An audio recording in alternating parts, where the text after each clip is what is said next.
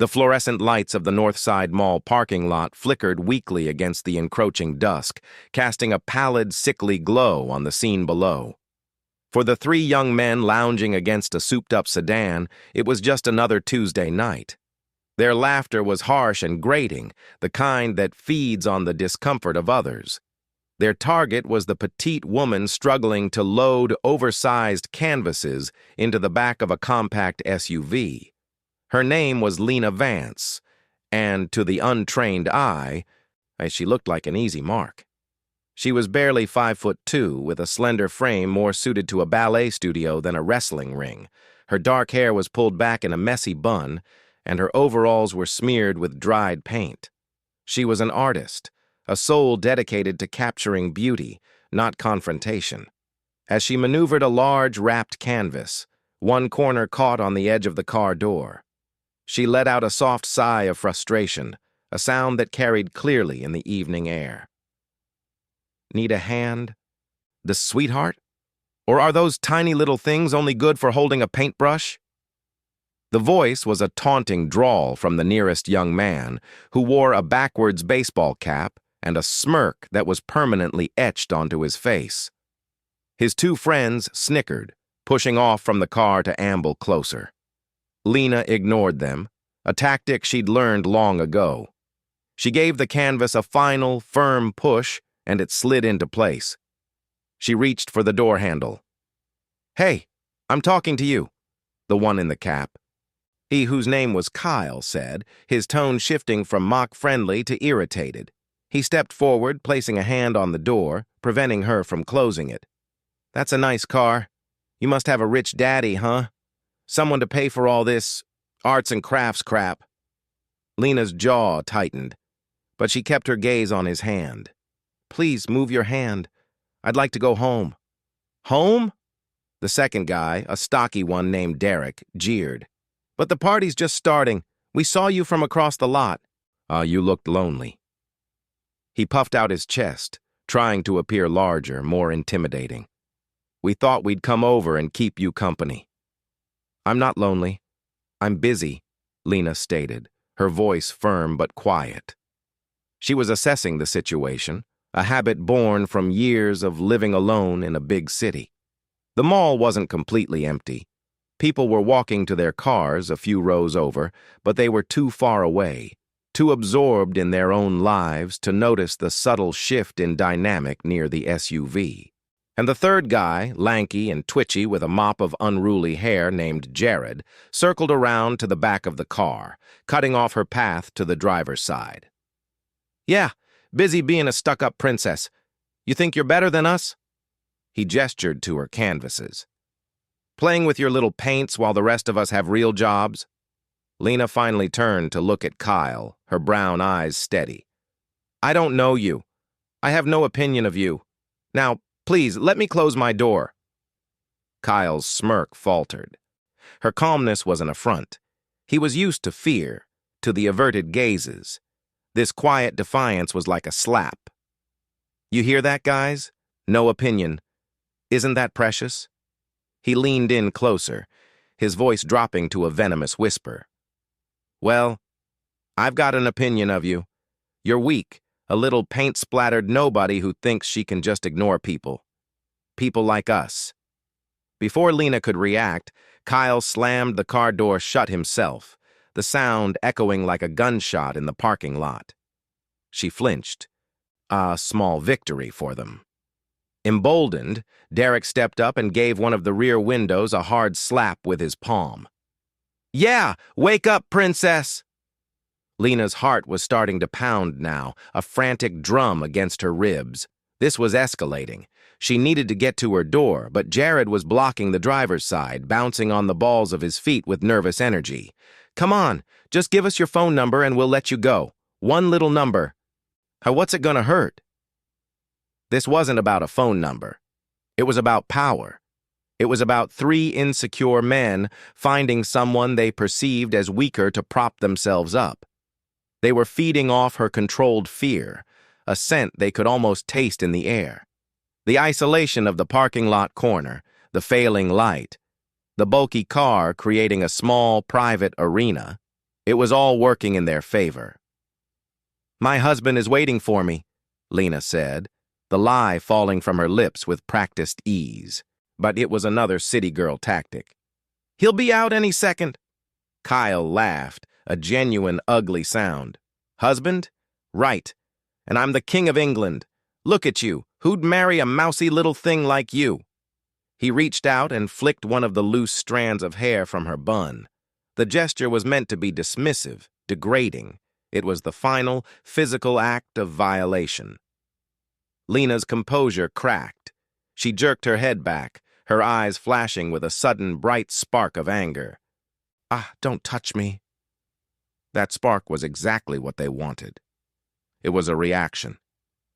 Kyle's eyes lit up with cruel amusement. "Oh, she's got a little fire. I like that."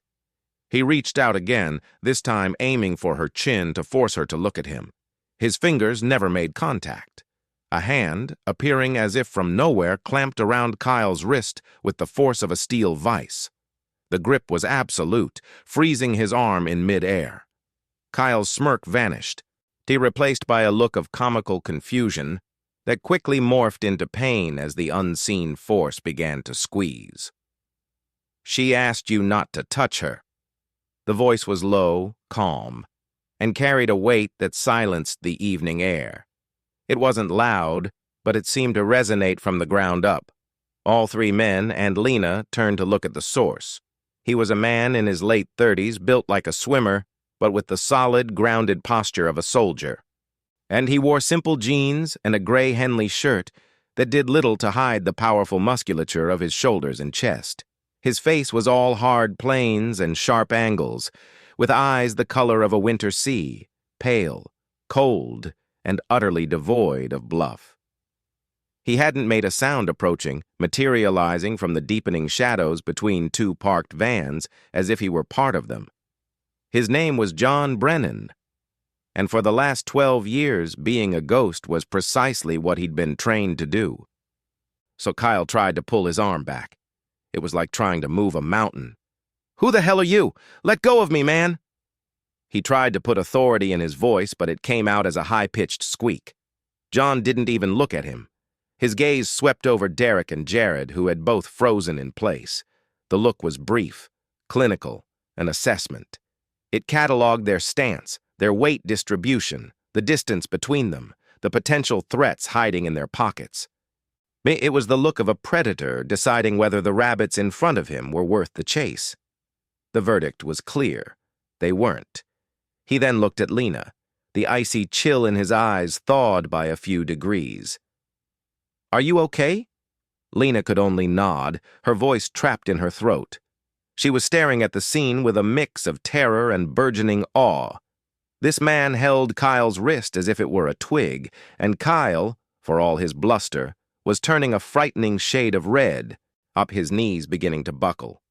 "I asked you a question, asshole," Kyle snarled, trying to use his free hand to shove John. The shove landed on John's chest. It was like pushing a brick wall. John didn't even sway. John's attention flicked back to Kyle. "You're hurting yourself," he stated, his voice flat. He gave the wrist a minute, almost imperceptible twist. Kyle let out a yelp and dropped to one knee, his bravado evaporating entirely. And the sound of his knee hitting the asphalt was sharp and definitive. "Let him go," Derek shouted, finding his voice. He took a step forward, clenching his fists. He was the stocky one, used to being the muscle. He was bigger than this newcomer, and there were 3 of them. The odds were still in their favor. He charged, a clumsy haymaker punch already winding up. John moved. It wasn't a dodge, it was a repositioning. He simply wasn't where Derek's fist was aimed a millisecond later.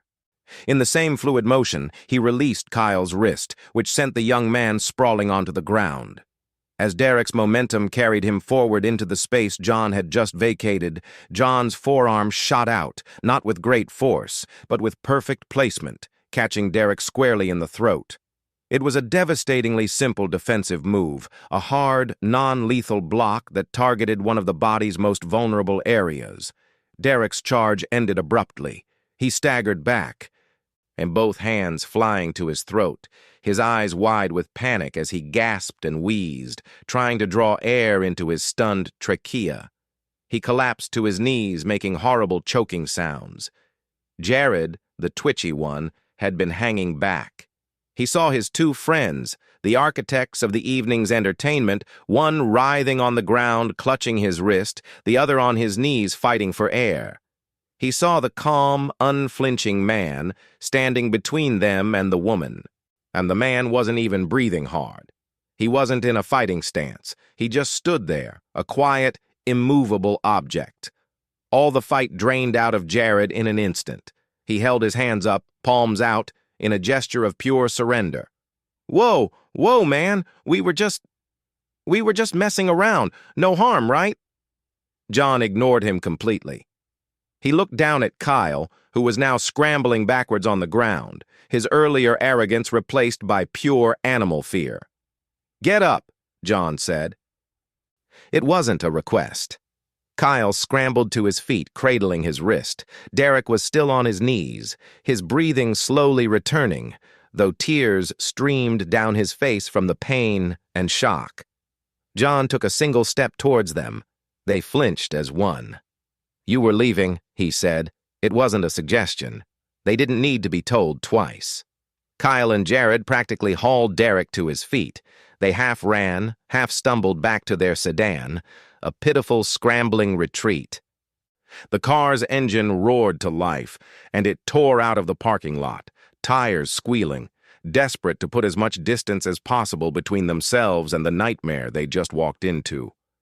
The silence that followed was profound. The fluorescent light above flickered once and then steadied, casting a more normal glow. Lena was still standing by her open car door, her body trembling with the adrenaline now flooding her system. She looked at the man, John, and who had turned his back on the fleeing car and was now calmly looking at her. "Are you sure you're all right?" he asked again, his voice softer now, the ice gone, replaced by a simple, genuine concern. Lena shook her head, a short, jerky movement as if to clear it. Yes, I think so. They wouldn't leave me alone." Her voice was shaky. "Thank you. I don't know what would have happened if you hadn't." John gave a slight nod, dismissing her thanks. "It's nothing. They were just bullies. They usually fold when someone pushes back." He looked at her canvases in the back of the SUV. "You're an artist?" The question was so mundane, so out of place after the violence, that Lena almost laughed. "Yes, I was just picking up a new shipment from the framer." He offered a small, almost imperceptible smile. "My wife was an artist. She loved the smell of turpentine and paint." The past tense hung in the air for a moment, heavy with unspoken history. And he didn't elaborate, and Lena knew better than to ask. A car pulled into the lot a few rows away, its headlights washing over them. The spell was broken. Lena felt a sudden, overwhelming wave of exhaustion and relief wash over her. Her legs felt weak. "You should get home," John said. He glanced around the lot, his eyes once again making that quick, professional sweep. "You'll be fine now. They're not coming back." Will you be okay?" Lena asked, at the question sounding foolish even as she said it. This man had just dismantled two armed, with fists, assailants in seconds without breaking a sweat. The faint smile touched his lips again. "I'll be fine. Take care of yourself, Lena." She blinked. She hadn't told him her name. He was already walking away, disappearing back into the shadows between the vans from which he'd first appeared, as silently as he'd come. She got into her car, her hand still shaking slightly as she turned the key in the ignition. She sat there for a long moment, the encounter replaying in her mind. The cruelty of the three men, a small, ugly thing born of boredom and insecurity.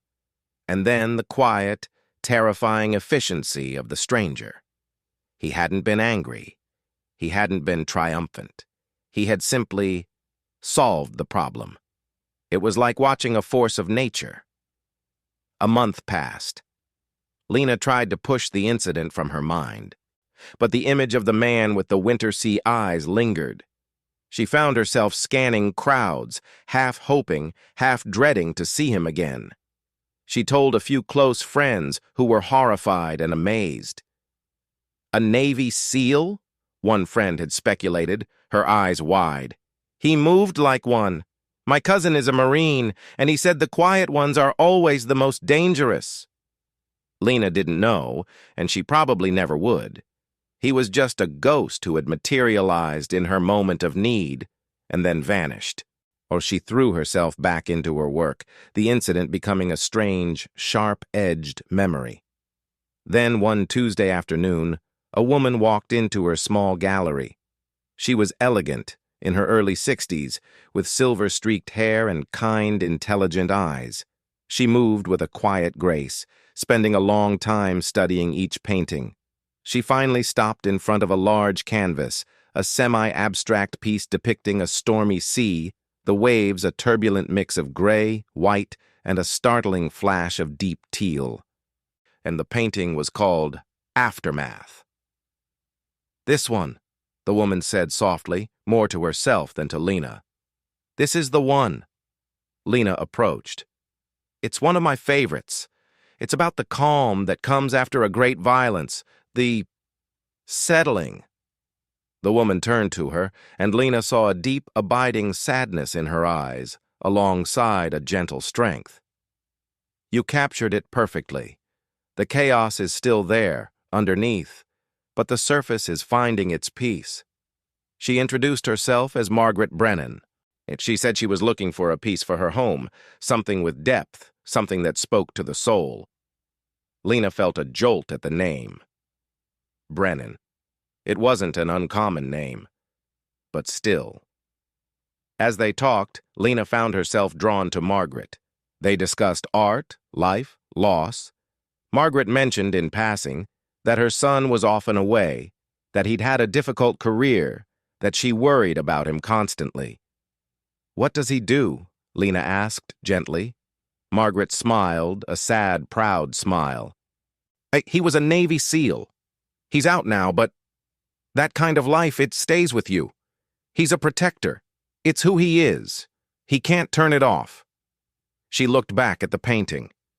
He's the reason I understand this piece so well. He lives in the aftermath every day. Lena's breath caught. The pieces slammed together in her mind with dizzying clarity.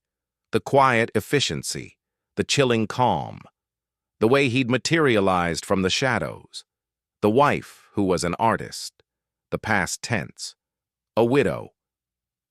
Margaret, Lena said, her voice suddenly thick. Was your son at the North Side Mall about a month ago, on a Tuesday evening? Margaret's eyes widened in surprise. She studied Lena's face, seeing the earnest, almost desperate expression there. Yes, she said slowly. He was. He goes there sometimes. He says it helps him think, to be around people without having to talk to them. Why do you ask? Lena's hand flew to her mouth. A wave of emotion, gratitude, wonder, a fierce connection crashed over her. She reached out and took Margaret's hand. I need to tell you a story, she whispered. I need to tell you what your son did for me. And there, in the quiet of the gallery, surrounded by canvases of painted light and shadow, Lena told her everything. She told her about the three men, about the fear, about the escalating taunts and the physical threat. And then she told her about the man who appeared from nowhere, and the man with the cold eyes and the grip of steel who had dismantled her tormentors in seconds and then vanished without a word, without expecting a single thing in return. As Lena spoke, tears welled in Margaret Brennan's eyes and traced silent paths down her cheeks. They weren't tears of sadness, but of a profound, overwhelming pride. She listened to every detail, her heart swelling with a love for her son that was so immense it was almost painful. She saw him not as the haunted man who sometimes sat in her kitchen, staring at a wall, but as the hero she always knew he was. The man who, even in his own internal storm, couldn't walk past someone in need. The protector who couldn't turn it off. When Lena finished, they stood in silence for a long moment, two women connected by the quiet heroism of a man who sought no recognition. Margaret squeezed Lena's hand. "Thank you for telling me," she said, her voice thick with tears. "You've given me a gift. You've shown me a part of my son that he tries so hard to hide. He wouldn't want me to know. He'd say it was nothing." Lena shook her head, tears now falling freely down her own face. "It wasn't nothing. It was everything." Margaret bought the painting. She said it would hang in her living room, a permanent reminder of the beauty that can exist in the aftermath. As she was leaving, she turned back. "If you ever see him again, Lena, don't thank him. He wouldn't want that. Just smile. He'll understand." Lena never did see John Brennan again, but she thought of him often. Every time she walked through a parking lot at dusk, every time she saw a man standing a little too still, a little too quietly, she would remember the ghost who had saved her, and she would offer a small private smile into the world, hoping that somehow, somewhere, he would understand. His mother's painting, Aftermath, hung in a home filled with love, a testament to the quiet strength of a man who lived in the calm after the storm and who, without a word, had helped another soul find her own.